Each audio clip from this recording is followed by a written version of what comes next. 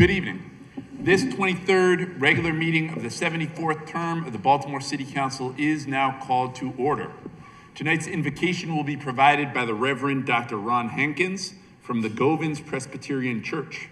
Reverend Hankins, the floor is yours. Thank you. Let us pray.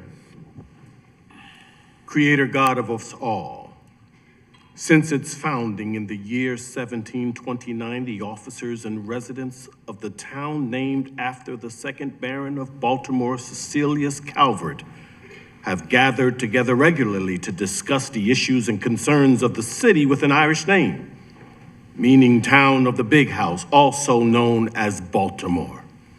Merciful God, we invite your holy presence into this sacred chamber, asking you to bless this meeting tonight with your holiness, your calm, unflappable voice, and your mercy.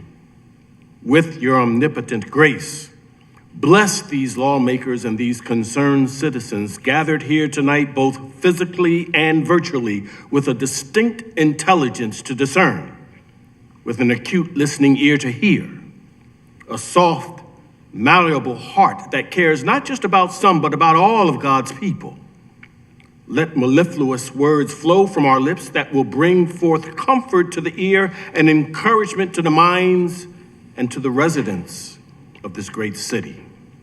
Let us all be reminded of the 6 important questions asked of humanity. Did you feed the hungry? Did you give water to the thirsty? Did you clothe the naked?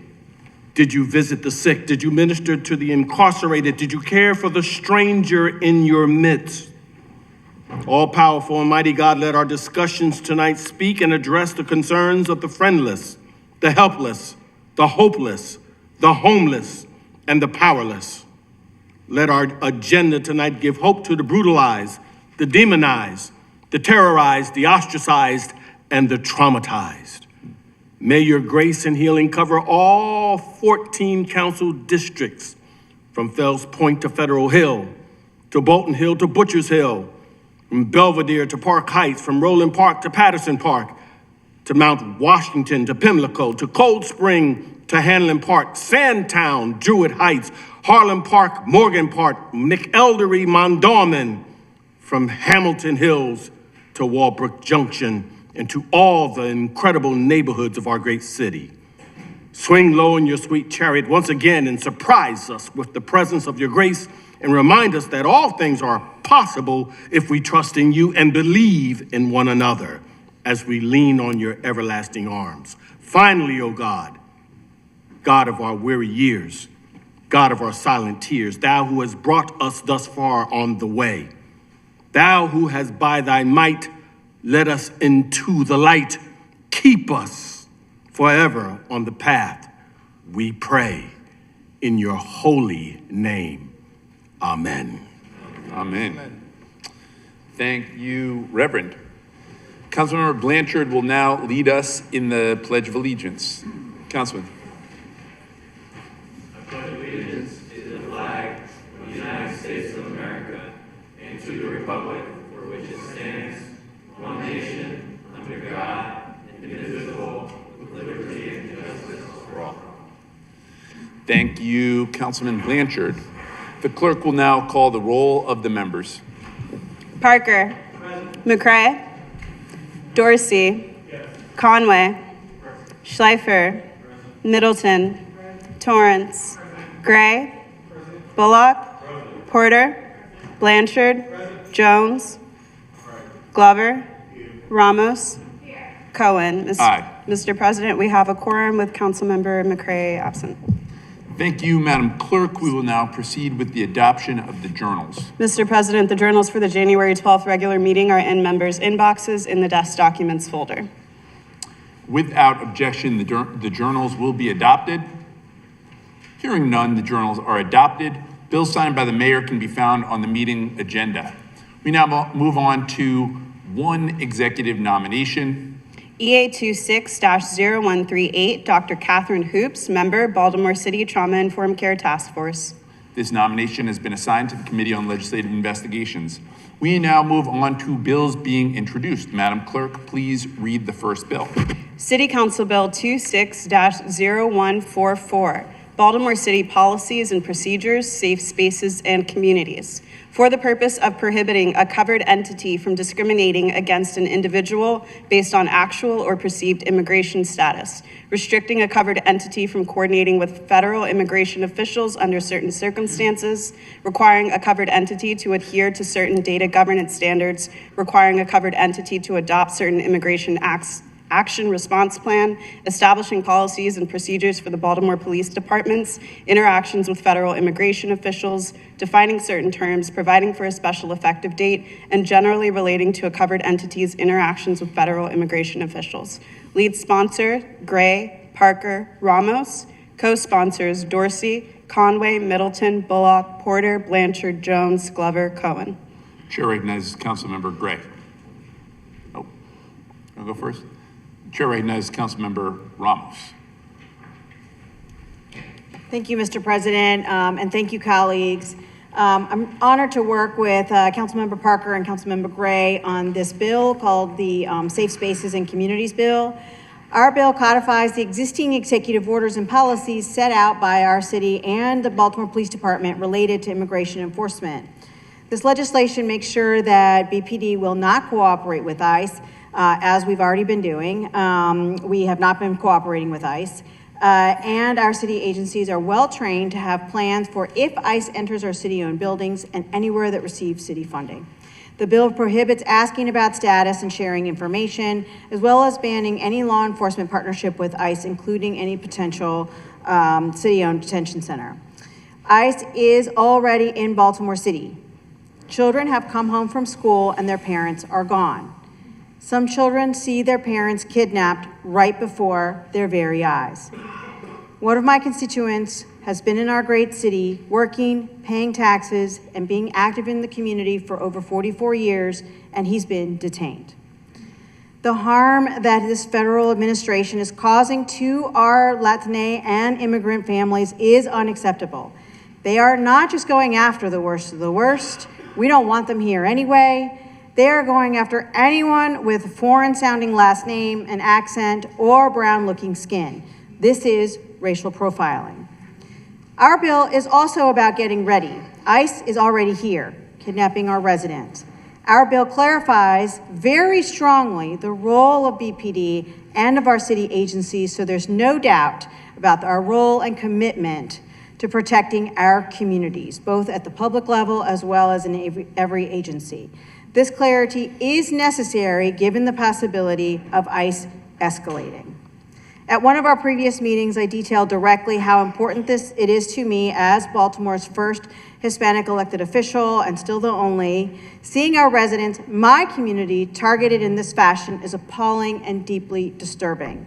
I cannot stand by and just hope and pray silently that by not doing anything or saying anything, that things will get better. It just does not work that way. All of my colleagues know that this is very much my nature to say what needs to be said and fight hard for our communities. That's what this bill does. And I know I will be targeted, several of us will, but we have to speak out and we have to take action.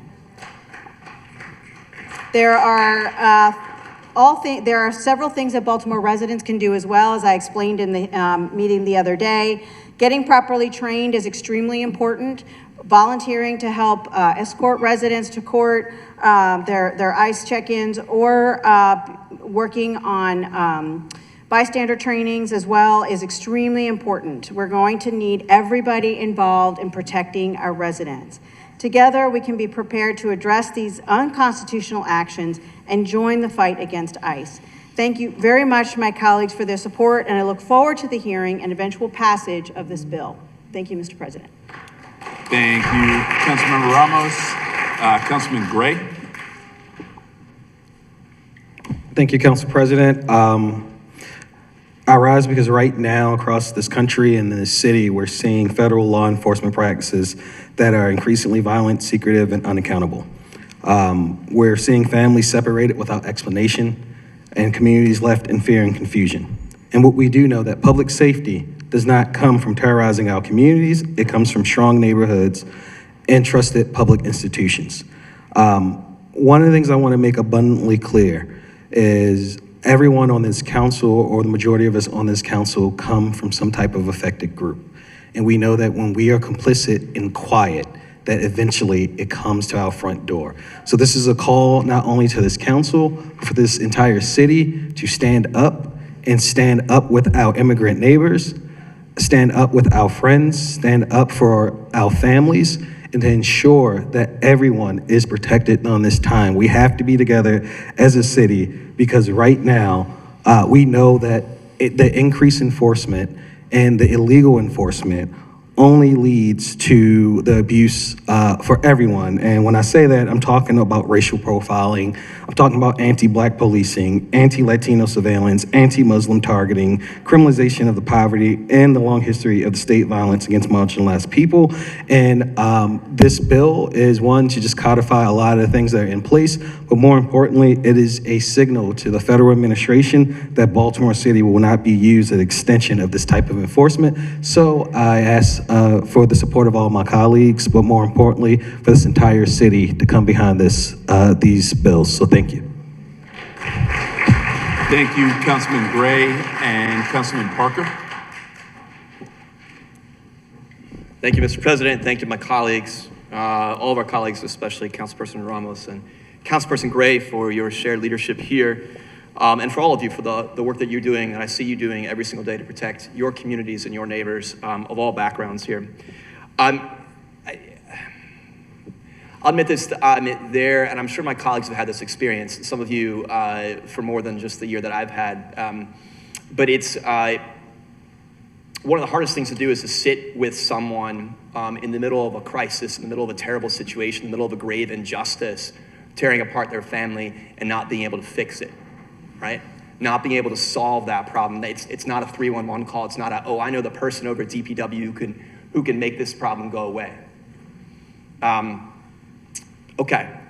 And so then what do we do this? We said, well, we can work around the edges, and this is true of us as council people, it's true of the gathered community. We can make sure that people on a one-off basis or a family basis maybe have a safer place to stay when they are right now and can help fund that relocation. We can make sure that the families who can't go out or feel like they can't go out to get their groceries can have those delivered, or have something like that. We can make sure that that kids can come to and from school safely and have programs they can go to in our rec centers, in our parks, and in our religious institutions and our YMCAs, where they can be safe and have a bit of joy in the midst of this kind of relentless persecution of themselves and their families. We can do all these things. We can visit, thank you, Pastor, we can visit those who are detained and sit there with them, even if we can't liberate them in that moment. We can be with them and see them and tell their story, the same story that we heard from one of our young people from Somos, from City College, speaking about her experience with her family members today. We can do those things. And it doesn't feel like enough, because it's not enough in that moment to work towards the justice or the liberation, the humanity that all of our neighbors deserve, that we deserve, that all our neighbors of all backgrounds deserve. It's not enough in that moment, but it is the path forward for us to continue to stand up against an evil that would try to grind us down, evil that would try to take away any hope that we have for the kind of community and city that we long for and that we have built and are building together here. To not let that be taken away. It's taking care of each other, loving each other, standing beside each other, is the path forward to an administration that rules by hate, that rules by fear, and that rules by division, right? That would tell us that our success or our well-being depends on us hurting or harming or removing other people from our city that we have worked so hard to build together, right? And that has taken so much for our work. It's a victory based on our values, and it's a victory based on telling the truth. It's a victory based on demonstrating a kind of community rooted in love and rooted in justice that runs against every value spewing out of DC these days, right? And that's the path forward. And what these bills do, because again, these bills aren't enough to provide the liberation and justice that we need for our communities. I mean, there's no one has any confusion about that, right? And what these bills are doing is making it clear that for us as a city, for what we care about, for the ways that we are going to conduct ourselves as agencies, as employees, we're going to have plans, we're going to be well-trained, we're going to treat people with dignity and respect, and we will not participate in any possible way, either in the practical details of immigration enforcement or the values of hatred and of violence that are embodied in those policies, that we will not be part of it, that the city that we want is different, is better, is just, and is whole, and that everyone here is a part of it. So I thank you for the work you're doing every single day, all of you and all my colleagues here, and for the way that this bill is an articulation of those values and those work. And I know it's not the last thing we'll do together, but it's the thing we have in front of us now, and I look forward to carrying it forward. Thank you. Thank you, Councilman Pastor Parker. The reality is that this last year, Baltimore experienced the least homicides we've had in our city's history since they started counting in the 1970s. We did that with improved police department, local law enforcement. We did that with community policing. We did that with credible messengers, with trauma-informed care, with a mayor, with a governor, with a state's attorney, with a council, with a community that was focused on reducing violence. We did not do that with much help from ICE. The idea that immigrants make us unsafe is a lie, and we should call it out at every single turn.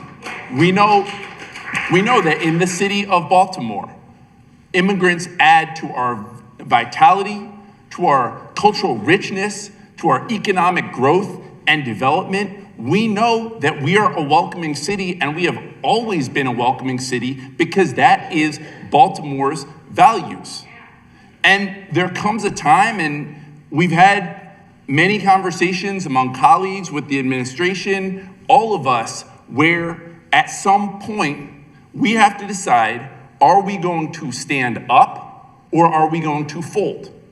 And this is one of those moments that history is going to look back on and determine who stood up and who didn't. And I am proud to stand with my colleagues on the 74th City Council. We are going to pass this bill. This bill has been assigned to the Public Safety Committee. Thank you.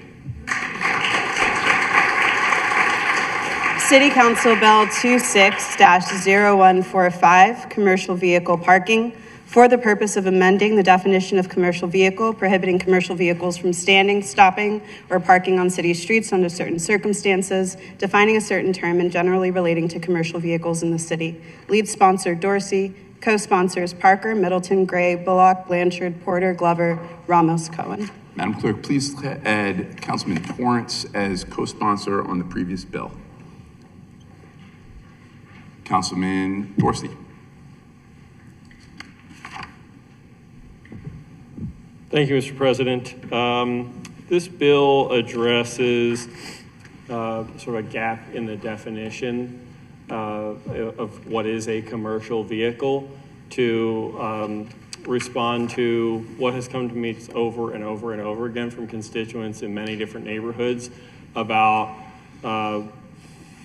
owners of trailers that they use to haul landscaping equipment or other vehicles or large quantities of whatever, trailers that people routinely park on neighborhood streets.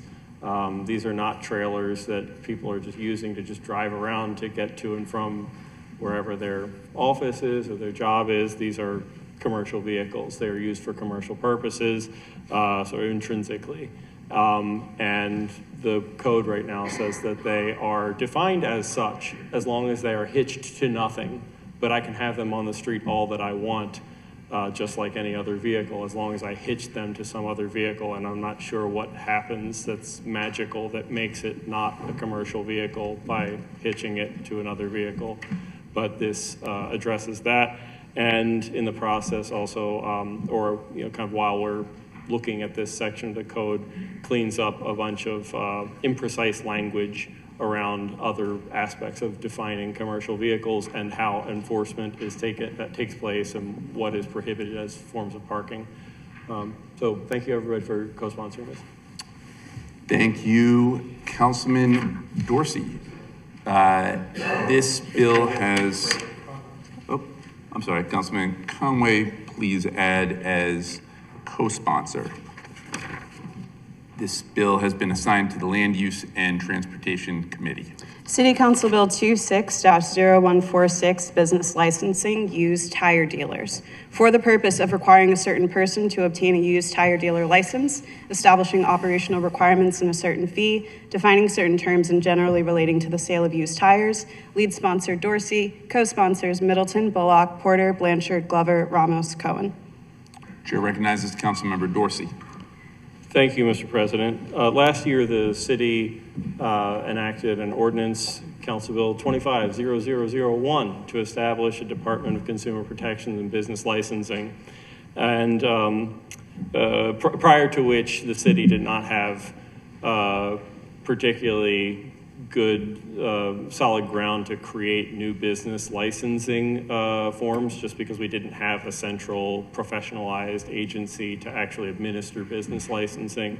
Now that we have that or are standing that up, we have better footing to be able to go after regulating the kinds of businesses that contribute to not just taking advantage of people or have a propensity for taking advantage of consumers, but also bringing real harms against communities or having a heightened likelihood of bringing harms against communities.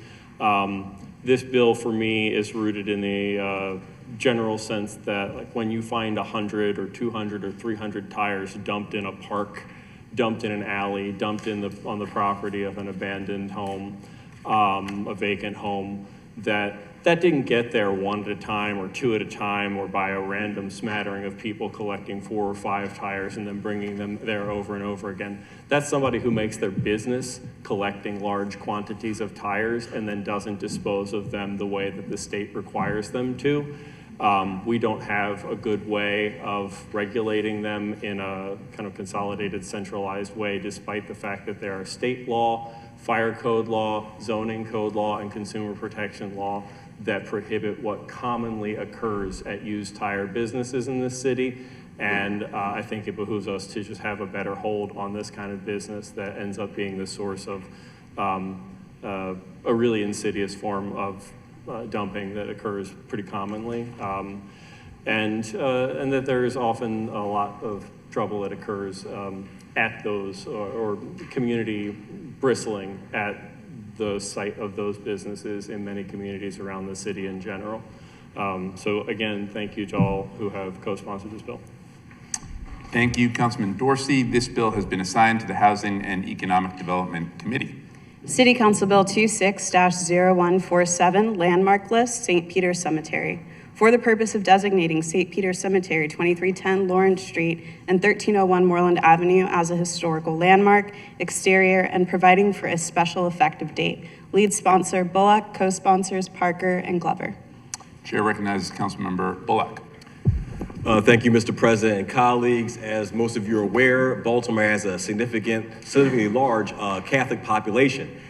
St. Peter the Apostle Church is one of those congregations that has a cemetery attached to it. But what you should also know is that Baltimore has a significant Black Catholic population, amongst which I am one. And we also know that there were other members of churches such as St. Peter Claver, St. Gregory, St. Francis Xavier, which are also predominantly Black parishes. Since the 1880s, there have been people buried at St. Peter's Cemetery, and over the years, it has gone into disrepair. Through the efforts of some dedicated community activists, there's been more love and attention placed upon St. Peter's Cemetery. But again, we think it's important to highlight this is a historic landmark, given the burials that date back into the 1880s, where you have not only African Americans buried there, but also German Americans as well as Irish Americans. So I think it's a great testament to the fabric of our city and the historical narrative. So again, thank you for the opportunity and look forward to moving this forward. Thank you. Thank you, Councilmember Bullock. This bill has been assigned to the Housing and Economic Development Committee. City Council Bill 26-0148, rezoning 205 through 209 East Cold Spring Lane. For the purpose of changing the zoning for the property known as 205 to 209 East Cold Spring Lane, Block 5053I, lots 001 and 002, as outlined in red on the accompanying plat from the R1C zoning district to the EC2 zoning district. Lead sponsor, Conway. The This bill has been assigned to the Land Use and Transportation Committee. City Council Bill 26-0149, rezoning 2441 through 2449 West Baltimore Street for the purpose of changing the zoning at the property known as 2441 through 2449 West Baltimore Street, Block 2152, Lot 001, as outlined and read on the accompanying plat from the I-1 zoning district to the C2 zoning district, and providing for a special effective date. Lead sponsor, Bullock. This bill has been assigned to the Land Use and Transportation Committee. City Council Bill 26-0150, zoning, conditional use, retail goods establishment with alcoholic beverage sales. Variances, 600 West North Avenue. For the purpose of permitting, subject to certain conditions, the establishment, maintenance, and operation of a retail goods establishment with alcoholic beverage sales on the property known as 600 West North Avenue, Block 3435, Lot 001, as outlined and read on the accompanying plat, granting variances from certain bulk and yard regulations and off-street parking maximums, and providing for a special effective date. Lead sponsor, Torrance. Chair recognizes Councilman Torrance. Thank you, Mr. President. I rise as this is an accomplishment within the 7th Council District. We're moving forward with a brand new grocery store in West North Avenue, as well as retail on West North Avenue. And this is permitting us to have the opportunity to do what we envisioned 5 years ago when I first got on this council, which was bring economic development to Black and brown neighborhoods that was centered in their cultural acceptance, but also making sure that it addresses the needs of my neighbors. With this plan, we will now have 172 brand new Ryan townhomes on West North Avenue, a grocery store that closes a actual food desert, as well as retailers who are Black and brown on West North Avenue. And as a part of the economic development plan through my office, we will continue this work down North Avenue so my residents who were once redlined will have economic opportunities that are not only thought of by themselves, but invested in by the city of Baltimore and followed through by this office. So with that, I say I rise and I ask my colleagues to vote in favor. Thank you, Councilman Torrance. This bill has been assigned to the Land Use and Transportation Committee. City Council Bill 26-0151, taxes, property tax, increase of homestead tax credit percentage. For the purpose of increasing the homestead tax credit percentage for the taxable year beginning in July of 2026. Lead sponsor, Middleton, on behalf of the administration. Co-sponsors, Dorsey, Gray, Bullock, Porter, Blanchard, Jones, Glover. Cohen. Madam Vice President, the floor is yours. Thank you, Mr. President. I first want to say we really had some good legislation this evening that has affected the health, welfare, and safety of our residents in this city. And so now I'm introducing something that has always been a touchy subject for the mayor's administration and really the council to try to get a hold of, and how we can at least start something and move forward. And I thank you for your conversations and working to support me on this. So I'll start off by saying good evening, colleagues. We all know that property taxes in Baltimore are excessively high, discouraging new residents from moving here and driving current residents away.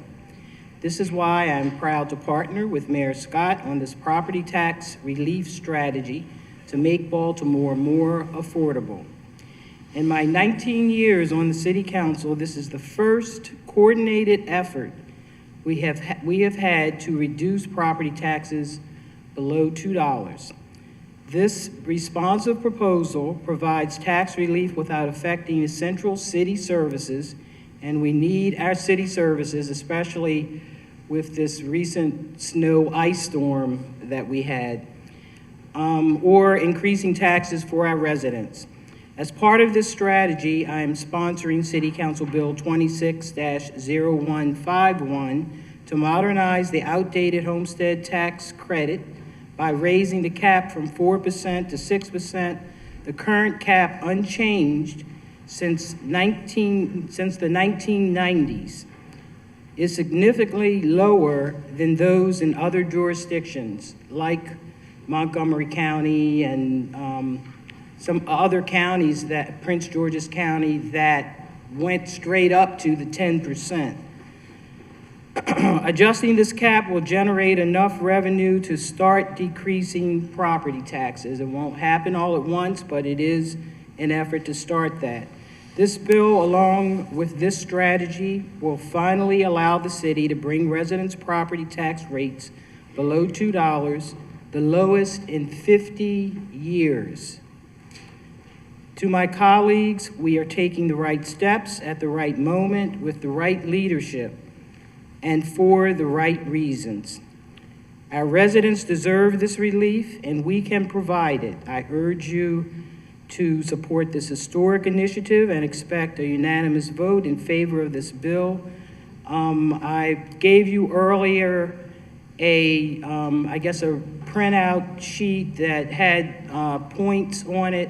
I want to thank Bob Senemy and his team for really giving me a detailed briefing and working with me to understand this particular strategy.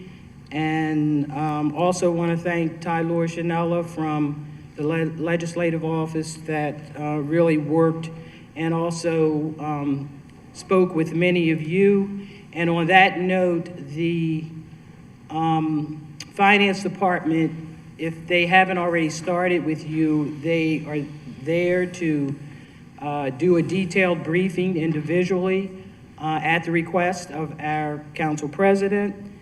And is there anything else I want to, it's something that affects all of our residents and all of our districts, and it's been way overdue. And for me, this is a start of that conversation, because it also connects with a bill that's in the state right now in their legislative session. We have to, I've talked to the chair of the budget committee to try to get a date scheduled so we can kind of be on task before the session ends with the state. So those that have not signed on, I think this is a good time to go ahead and support this bill.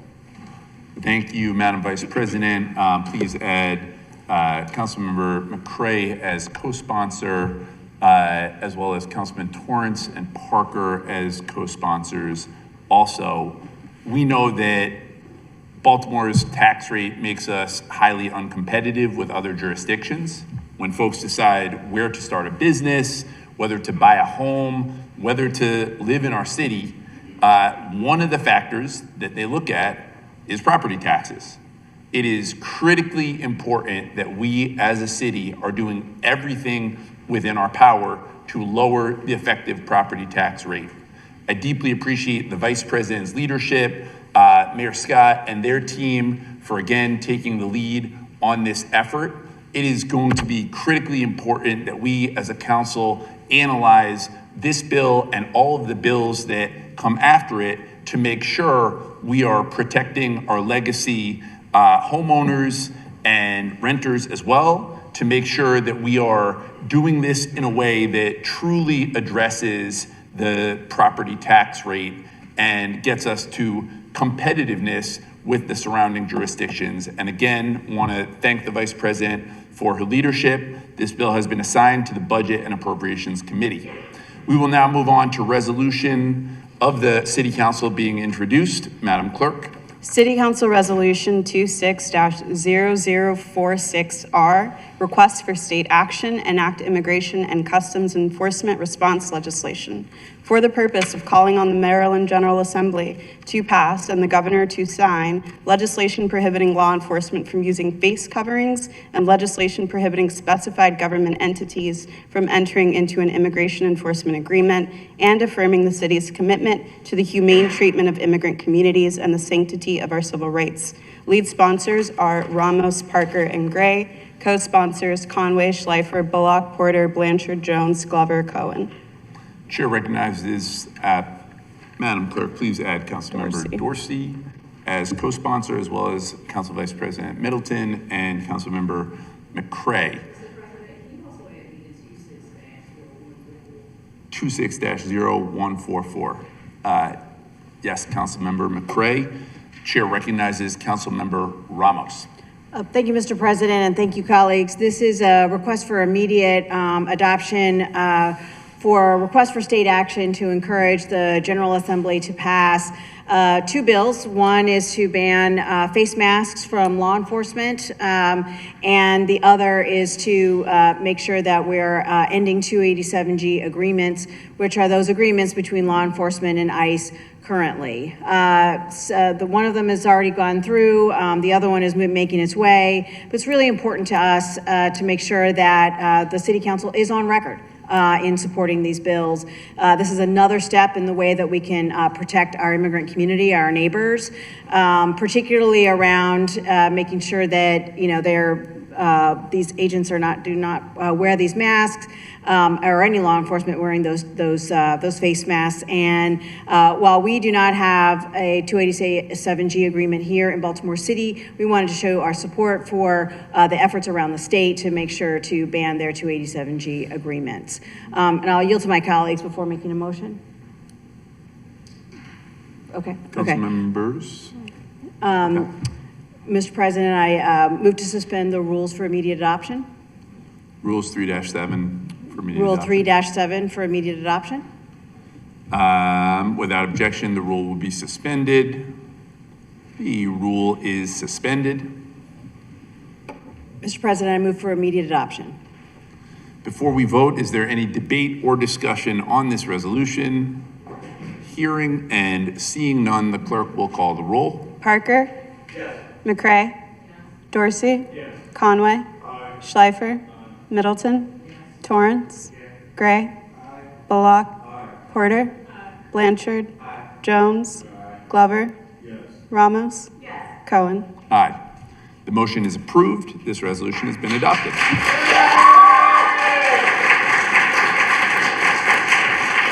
The consent calendar was sent to members' inboxes in the desk documents folder, and I will now move it for approval. All those in favor of approving the consent calendar say aye. Aye. Those opposed say nay. The motion carries and the consent calendar is approved. We will now move on to bills on second reader. Chair recognizes Councilmember Dorsey. Mr. President, I move that we read short titles for the remainder of the meeting. Without objection, we will proceed with reading short titles. We will proceed with reading short titles. We begin with a bill from the Housing and Economic Development Committee. Madam Clerk. City Council Bill 25-0102, Charles Village Community Benefits District and Management Authority. Chair recognizes Councilmember Chair Torrance. Thank you, Mr. President. Bill 25-0120, Charles Village Community Benefits District and Management Authority, sponsored by Councilmember Ramos. This bill was heard on February 3rd. It was recommended as favorable. At this time, Mr. President, I will move the bill favorably. Is there any debate or discussion on this bill? Hearing and seeing none, all those in favor of approving this bill say aye. Aye. Those opposed say nay. This bill will be printed for third reading. Next, we have a bill from the Budget and Appropriations Committee. Madam Clerk. City Council Bill 25-0138, Excise Tax Increase, Passenger for Hire Services. Chair recognizes Chair McCray. Mr. President, this bill was heard on January the 13th, 2026. It was recommended as favorable. At this time, I move the bill as favorable. Is there any debate or discussion on this bill? All those in favor of approving this bill say aye. Aye. Those opposed say nay. Please note Councilmember Schleifer as a nay. This bill will be printed for third reading. We now move to bills from the Labor and Workforce Committee. Madam Clerk. City Council Bill 25-0116, Security Officers, Compensation. Chair recognizes Chair Jones. Thank you, Mr. President. The sponsor of the bill was myself. This bill was heard on January 14, 2026. It was recommended as favorable with amendments. There are 9 amendments, so please bear with me, colleagues. But I'll try to make this quick and simple. Amendment 1, substitute all security guards for all instances of security officers and security workers for consistency. Amendment 2, it just removes the local wage determination from the first phase of implementation of the bill. Amendment 3 it updates the definition of covered security guards and covered security employers for specificity and clarity. Amendment 4 clarifies that otherwise legally required benefits do not count towards the employer's obligation to pay a minimum amount and defines minimum compensation accordingly. Amendment 5 clarifies the division of responsibility between the Wage Commission and the Office of Equity and Civil Rights. Amendment 6 removes the 350,000 square foot from the local wage determination. Instead, all guards are studied to determine local average wage and benefits rates. Amendment 7, it adds a posting requirement for employers as is currently required by living wage. Amendment 8, each year that the Wage Commission or the Office of Equity and Civil Rights calculates a local wage and benefit determination, they must report it to the mayor and council, even if the federal rate is higher and ends up being the minimum compensation requirement. In Amendment 9, it delays the requirement to calculate a local determined minimum wage and benefit standards to July 1st, 2027, and it would take effect January 1st, 2028. The local determination requirement will then sunset after December 31st, 2023. All my colleagues have a copy of these amendments on their desk. At this time, I move the amendments as favorable. Before we vote, is there any debate or discussion on the committee amendments? Hearing and seeing none, all those in favor of adopting the amendments say aye. Aye. Those opposed say nay. The motion passes and the amendments are adopted. The chair recognizes Chair Jones. Yes, and I move the bill favorable as amended. Before we vote on this bill, any debate or discussion, I will open by first thanking the sponsor for his leadership. Chairman Jones has been working this bill for a good amount of this term, and he's been working in close partnership with many of our friends in labor, community, our office, colleagues. It is simply about doing what's right. The people that keep us safe should not be paid a poverty wage. And that is what this bill seeks to do.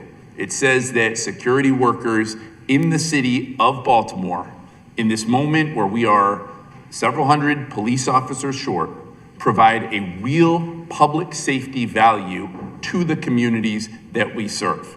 And so for the folks that work in this building, for the folks that work in all the buildings in Baltimore, shame on our city if we do not pay them at the minimum living wage. I appreciate, again, the leadership of the sponsor. And with that, is there any other debate or discussion on this bill? Seeing and hearing none, all those in favor of approving this bill say aye. Aye. Those opposed say nay. This bill will be printed for third reading. Chair recognizes Chair Jones. Yes, first I want to take a moment to thank my colleagues for voting in support of this bill. Secondly, Mr. President, at this time, I would like to invoke the City Council Rule 12-1 for same-day advancement from second reader to third reader. In light of the cancellation of the previous regular meeting due to Winter Storm Fern, I think it makes sense for the council to advance this bill to third reader same day. Is there any additional debate or discussion on the motion for same-day advancement? Hearing and seeing none, Madam Clerk, please call the roll. Parker, McCray, Dorsey, Conway, Schleifer, Middleton, Torrance, Gray, Bullock, Porter, Blanchard, Jones, Glover, Ramos, Cohen. This bill moves to third reader today. We now move on to bills on third reader. Madam Clerk, please read the bills and call the roll. City Council Bill 25-0096, Parking for Disabled Individuals and Helpers, Modifications. Parker, McCray, Dorsey, Conway, Schleifer, Middleton, Torrance, Gray, Bullock, Porter, Blanchard, Jones, Glover, Ramos, Cohen. This bill is approved. City Council Bill 25-0120, Supplementary Mayoralty Capital Project Fund Capital Appropriation, Baltimore City Information Technology, $13,650,000. Parker, McCray, Dorsey, Conway, Schleifer, Middleton, Torrance, Gray, Bullock, Porter, Blanchard, Jones, Glover, Ramos, Cohen. This bill is approved. City Council Bill 25-0121, Supplementary Convention Center Capital Project Fund Appropriation, Convention Center, $200,000. Parker, McCray, Dorsey, Conway, Schleifer, Middleton, Torrance, Gray, Bullock, Porter, Blanchard, Jones, Glover, Ramos, Cohen. This bill is approved. Madam Clerk, if we could call the previous two bills, I know Councilman Parker was not in his seat when those bills were called. Can we do that again to make sure his vote is registered? The previous two bills, beginning with 25-0120. Yes. Great. City Council Bill Want to 25-0120, make sure all colleagues are present. Supplementary Mayoralty Capital Project Fund Capital Appropriation, Baltimore City Information Technology, $13,650,000. Parker, McCray, Dorsey, Conway, Schleifer, Middleton, Torrance, Gray, Bullock, Porter, Blanchard, Jones, Glover, Ramos, Cohen. This bill is approved. City Council Bill 25-0121, Supplementary Convention Center, Capital Project Fund, Capital Appropriation, Convention Center, $200,000. Parker, McCray, Dorsey, Conway, Schleifer, Middleton, Torrance, Gray, Bullock, Porter, Blanchard, Jones, Glover, Ramos, Cohen. This bill is approved. City Council Bill 25-0122, Supplementary Department of Transportation Project Fund Capital Appropriation, Department of Transportation, $2 million. Parker, McCray, Dorsey, Conway, Schleifer, Middleton, Torrance, Gray, Bullock, Porter, Blanchard, Jones, Glover, Ramos, Cohen. This bill is approved. City Council Bill 25-0123, Supplementary Department of Transportation Project Fund Capital Appropriation, Department of Transportation, $15,500,000. Parker, McCray, Dorsey, Conway, Schleifer, Middleton, Torrance, Gray, Bullock, Porter, Blanchard, Jones, Glover, Ramos, Cohen. This bill is approved. City Council Bill 25-0124, Supplementary Department of Transportation Project Fund Capital Appropriation, Department of Transportation, $498,000. Parker, McCray, Dorsey, Conway, Schleifer, Middleton, Torrance, Gray, Bullock, Porter, Blanchard, Jones, Glover, Ramos, Cohen. This bill is approved. City Council Bill 25-0125, Supplementary Department of Planning Project Fund Capital Appropriation, Department of Planning, $17 million. Parker, McCray, Dorsey, Conway, Schleifer, Middleton, Torrance, Gray, Bullock, Porter, Blanchard, Jones, Glover, Ramos, Cohen. This bill is approved. City Council Bill 25-0143, General Fund Appropriation Transfer Service 122, M through R, Miscellaneous General Expenses to the Department of Transportation, PRJ 002526, Neighborhood Traffic Calming, 508-151, $1 million. Parker, McCray, Dorsey, Conway, Schleifer, Middleton, Torrance, Gray, Bullock, Porter, Blanchard, Jones, Glover, Ramos, Cohen. No on Schleifer. Please note a no from Councilmember Schleifer. This bill is approved. City Council Bill 25-0116, Security Officers Compensation. Parker, McCray, Dorsey, Conway, Schleifer, Middleton, Torrance, Gray, Bullock, Porter, Blanchard, Jones, Glover, Ramos, Cohen. This bill is approved. Congratulations.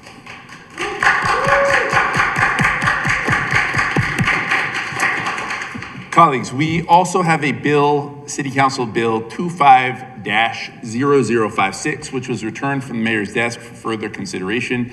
As per Rule 13-3B, the bill is on third reader now that it has returned from the mayor's desk.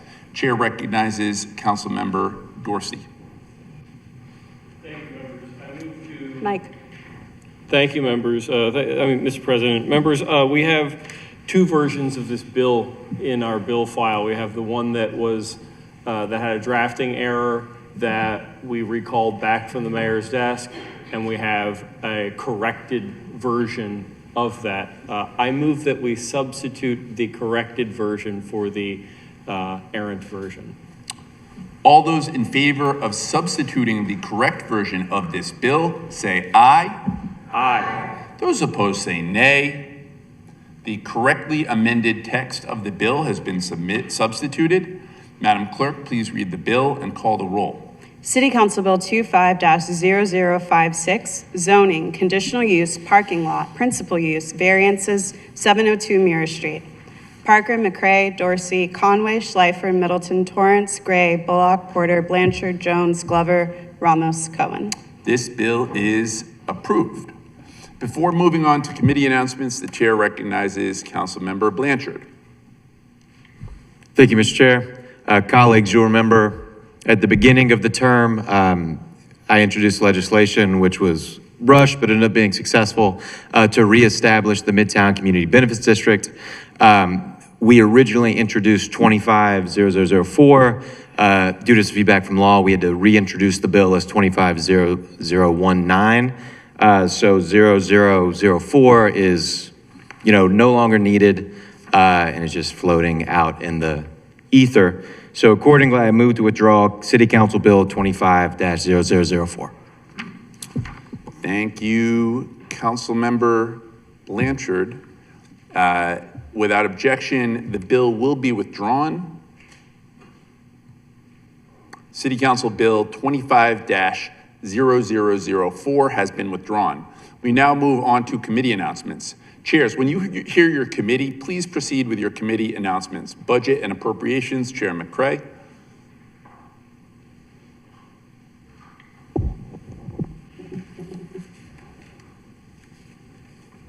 Mr. President, the Budget and Appropriations Committee will hold the following hearing on Tuesday, February the 17th, 2026 in the Clarence D. Burns Council Chambers. At 9:01 a.m., the committee is going to hear 25-0129, Supplementary State Fund Operating Appropriation, Department of Recreation and Parks, for $415,146. And for the next hearing announcement for Bill 26-0151, taxes, property tax, increase of homestead tax credit percentage, I would like to move to suspend Council Rule 10-3 in order to announce the hearing that we are scheduling less than 30 days after its introduction to the council.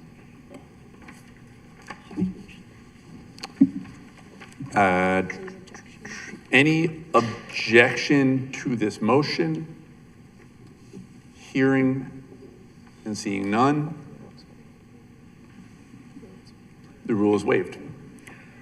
On Tuesday, February the 17th, 2026, in the Clarence D. Burns Council Chambers at 9:02 a.m., the committee is going to hear 26-0151, taxes, property tax increase of homestead tax credit percentage. Thank you, Council President. That's going to conclude my hearing announcements for the committee. Thank you, Madam Chair. Education, Youth, and Older Adults, Chair Bullock.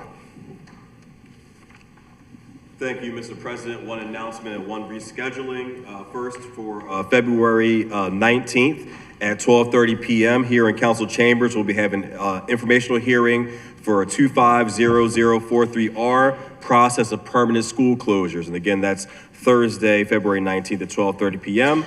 And then we are rescheduling LO 25-0040, which was First Steps Strong Start Early Learning in Baltimore City. The date was initially scheduled for February 26th. It will now be on March 19th here in Council Chambers at 12:30 p.m. Thank you.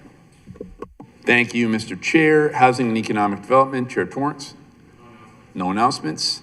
Labor and Workforce, Chair Jones. No announcements. Land Use and Transportation, Chair Dorsey. Thank you, Mr. President. Got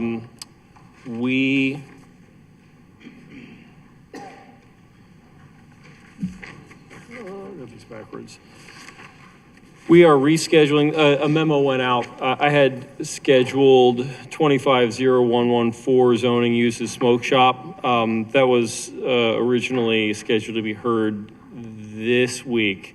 We're postponing that to, well, it was canceled. We're rescheduling that to March 26th at 10 a.m. That, it was, just for anybody who's interested, it was just requested that we put that off until after the companion oversight hearing took place. It was introduced by Councilman Glover at the same time that this ordinance was introduced by Councilman Blanchard. So that will be March 26th at 10 a.m. On the same day at 9 a.m., we will hear Council Bill 250136, that is March 26th, 9 a.m., rezoning 3009 Greenmount Avenue. Well, we may have other bills announced at a later date for that date. We're still quite a ways out for that. Thank you. Oh, I have, my other committee.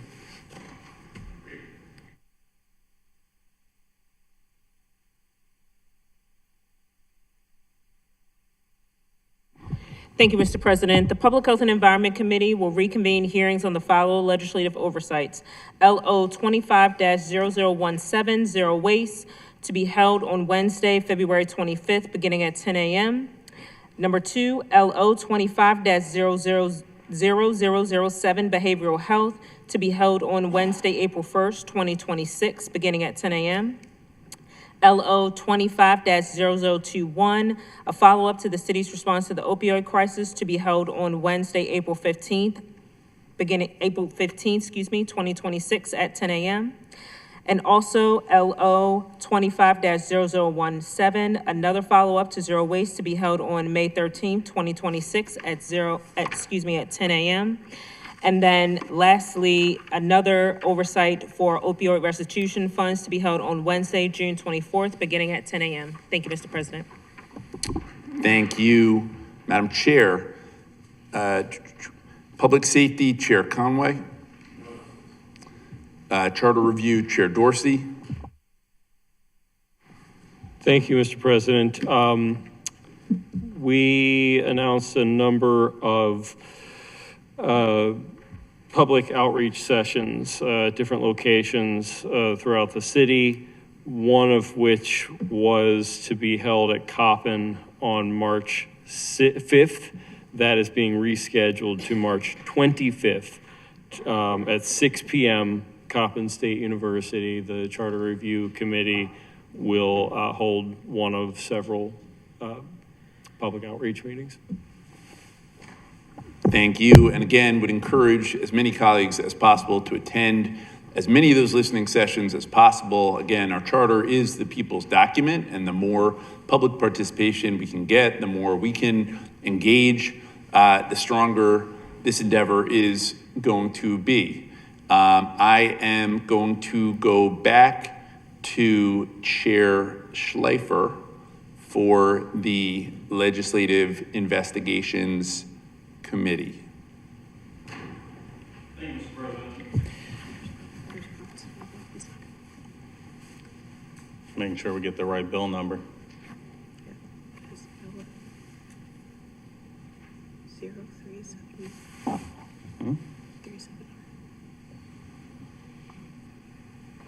24.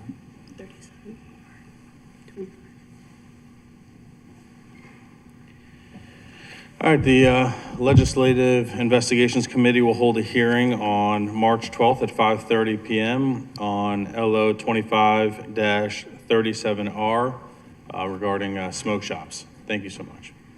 Thank you, Mr. Chair. We now move to regular announcements. I want to start by offering my condolences to the family of former council member Ed Reisinger, whom I had the pleasure of serving with, as did several members of this council. Through the council's remarks, I want to give Vice President Middleton, who succeeded Councilmember Reisinger as Vice President of this body, to share some memories of her colleague first. Madam VP. Thank you, Mr. President. I guess I'll start off also by giving my condolences to his family. And Councilman Reisinger slash Vice President of the Council was just a very, everyone loved Ed. He wanted you to call him Ed. He was just that personable and got to know or tried to get to know every single council member.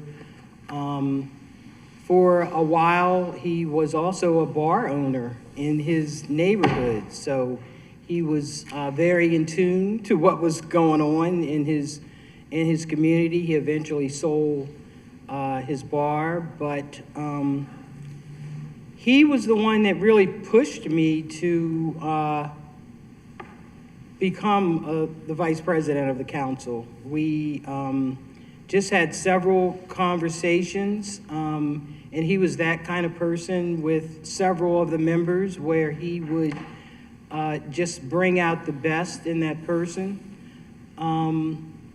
Lots of ideas, taught me how to, ways that you could have great campaigns and raise money for those campaigns.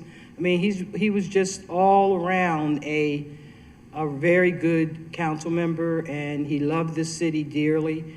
Had lots of informational knowledge and history, and it's just I had a conversation with him 2 weeks before he passed away. We were going to go out to lunch just to catch up. We stayed in contact when he did retire, and he really loved also serving on the liquor board. He knew, by being a former bar owner, he knew the problems, and just was a good voice to give his input. So he served his time there, and again, my condolences to the family. Thank you, Madam Vice President. Any other regular announcements and/or observances? Councilmember McCray.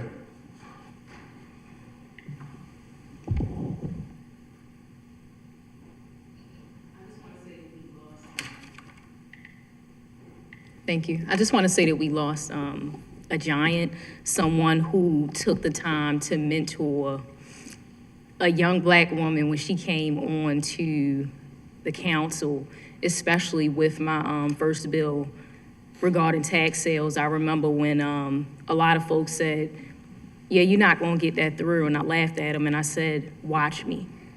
And Ed was there with me, laughing too. He was also the person who was on the phone with me at 1 o'clock in the morning and then 3 o'clock in the morning helping me to whip my last vote. I will always appreciate his wisdom, his guidance, and I hope he rests well.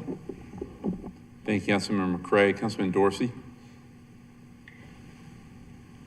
Thank you, Mr. President. When I was first elected to the council,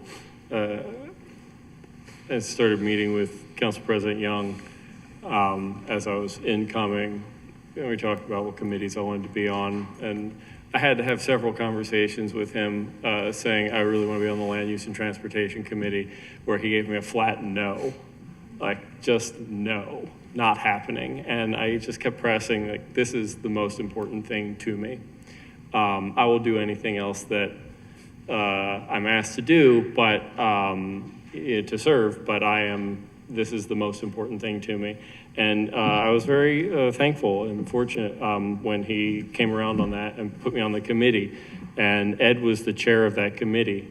And so I paid a lot of attention to Ed and how he carried himself as the chair of that committee, as a person in leadership on the council, as somebody who was trusted. And I'm feel very privileged and fortunate to be able to chair that committee today. And in some way at least follow in his path. Ed was a man of such distinct character. The thing that I always think about Ed was how he told me he had been a worker in a union eyeglasses shop. And he was a real troublemaker for management. And it was a real learning experience for me, just this one conversation with him where he was like, management was always trying to get me to join management, because if I was part of management, I couldn't be so much trouble for management. They were trying to get rid of me as a troublemaker among the workers, and there was no way I was going to do that.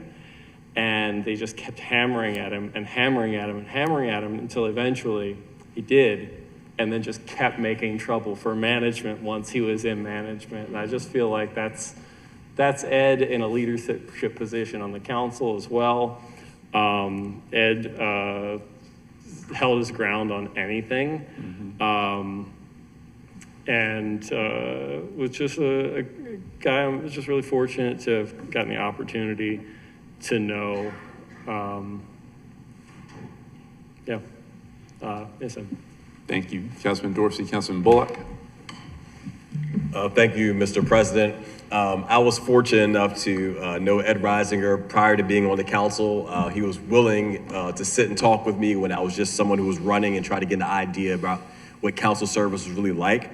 I also had the benefit of having my office being right next to his during the first term. And so oftentimes just walking by the office, he'd ask you to come on in and you start talking about something.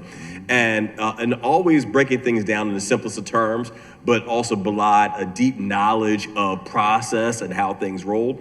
One of the things that we all know as council members, we work extremely hard in our districts and on legislation. But the one phrase that always sticks to my mind around Councilman Reisinger is, make sure the juice is worth the squeeze. So again, he was somebody who always, represented the best of people. And so I always keep that in mind when I think about him, and that to make you laugh. So again, much appreciated, and rest well. Thank you, Councilman Bullock. Ed was just true blue, true Baltimore, and just a really good colleague. I think Councilman McCray said it. All of us know he was a really good mentor to a lot of us on this council. He was someone who just looked out, cared a lot about the body, cared about his colleagues, cared about the city.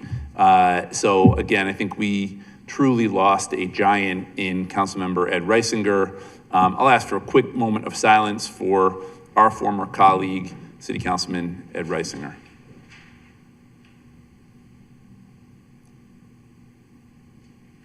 Thank you. Before we proceed with any other regular announcements, just a quick correction. Reverend Ron Hankins is of Knox Presbyterian Church, and thank you for correcting that for the record. Other regular announcements. All right. Before we, sorry. Oh, I missed it. Councilman Jones. Yes, I just want to make one quick announcement that Dr. Charles W. Simmons, he passed away at the age of 87. Many people may know he was the founder and president of Sojourner Douglas College, a college that's, educated many in this community and was always there for Baltimore. So I just want to uplift his name and also recognize his passing. So thank you, Mr. President. Thank you, Councilman Jones. Councilman Torrance. Mr. President, I would not be able to rise and not say this. This is the 100th year of Black History Month. And as a body in the first free Black city in this country, I think we should recognize that. And the fact that there's a building across the street named after Harry S. Cummings, the first African-American council person elected in 1890. And just a reminder of we stand on shoulders of persons who many don't talk about in history books. And the fact that areas that me and Councilman Blanchard actually represent is where the Civil Rights Acts were actually written. So just to think about the powerfulness of Baltimore, but in this 100th year of Black history. Thank you. Thank you.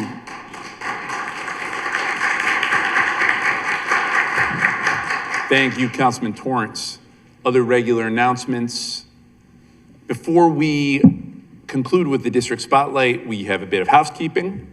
This part of the meeting will require some explanation. The charter says that if the city council president is unavailable to chair the Board of Estimates, only the vice president can fill in their place. Next week, I'll be out of town and the vice president is also unavailable. So we will temporarily elect a new VP and then next meeting, re-elect Vice President Middleton. I'm leaving town to go on a final trip with my mom. She has stage 4 cancer and her doctors think she will die within the next 8 weeks. In this country, we don't talk about death. It is stigmatized and we treat it like something to feel ashamed of. But anyone who has dealt with a dying parent or spouse knows how lonely and isolating it feels. Lately, I've had moments of real sadness that I haven't had the words to express. But talking about it can be healing, and vulnerability is important. So if my colleagues will indulge me, I want to spend a quick minute talking about my mom. My mother was a pioneer and a path breaker. She marched for civil rights and registered voters in the Mississippi Freedom Summer. She protested against the Vietnam War and wrote one of the definitive books on psychodynamic theory.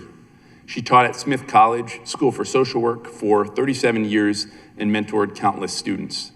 So much of who I am is because of my mom. She is funny, creative, irreverent, and mischievous, and she has always had a massive problem with authority.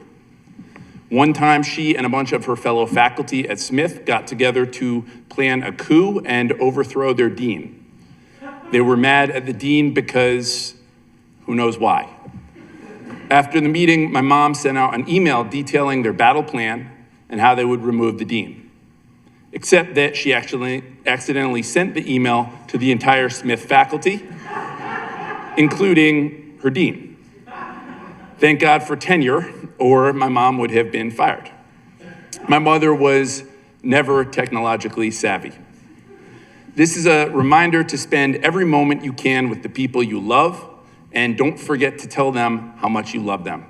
Serving our city and being with my colleagues has been fortifying during this tough time. I appreciate you all giving me an opportunity to give my mom her flowers. I'm proud to make the motion to elect my friend and our education chair, John Bullock, to be vice president of this council with the intent and understanding that we will re-elect Councilwoman Middleton as vice president at our next meeting. Before we vote, is there any debate or discussion on this motion? Hearing and seeing none. All those in favor of approving this motion say aye. Aye. Those opposed say nay. The motion passes. Councilmember Bullock will now serve as vice president of this council until our next council meeting. Thank you, Vice President Bullock, for your service in this matter.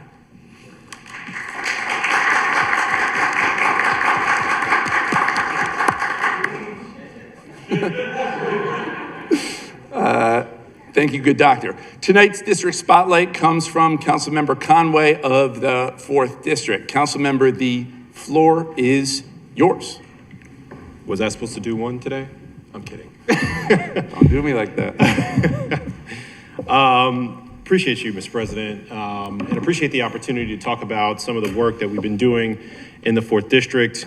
It's funny, I pulled this together weeks ago, and then it's been so long since I expected to do this. We just updated the whole thing. So we took the opportunity to highlight 2 businesses within my district, Red Auto Shop and Keep It Cute Creations and Beauty Supply, but then also to give some highlights on some of the stuff that we've been doing across the district. So with that, I will turn it over to you to run the video.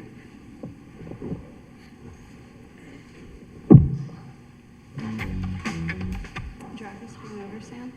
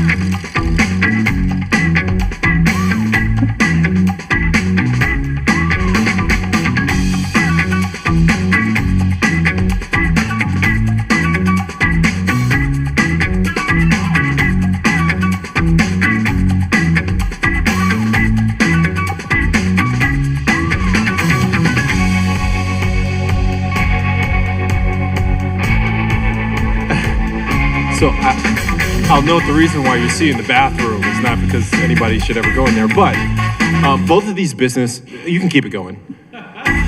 Both of these businesses are along the York Road corridor, and if you guys recall, a few years ago, I established the Business Improvement District that is geared toward supporting these businesses, promoting these businesses, and these small businesses, Black-owned businesses. Stand while Oh, absolutely. addressing the body.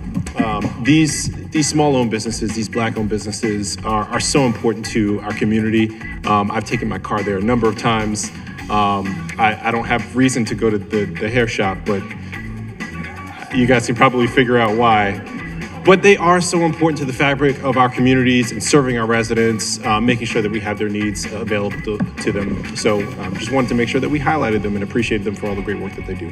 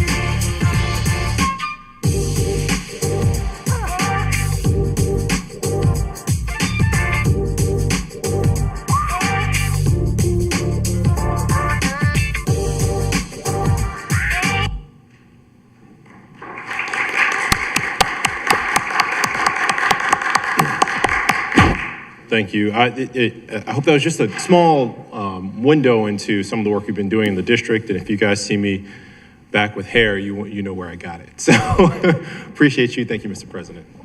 Thank you, Councilmember Conway. Appreciate the presentation, appreciate the movie. The next regular meeting of the Baltimore City Council will be held on Monday, February 23rd at 5 p.m. There being no further business, this concludes the 23rd regular meeting of the 74th term of the Baltimore City Council.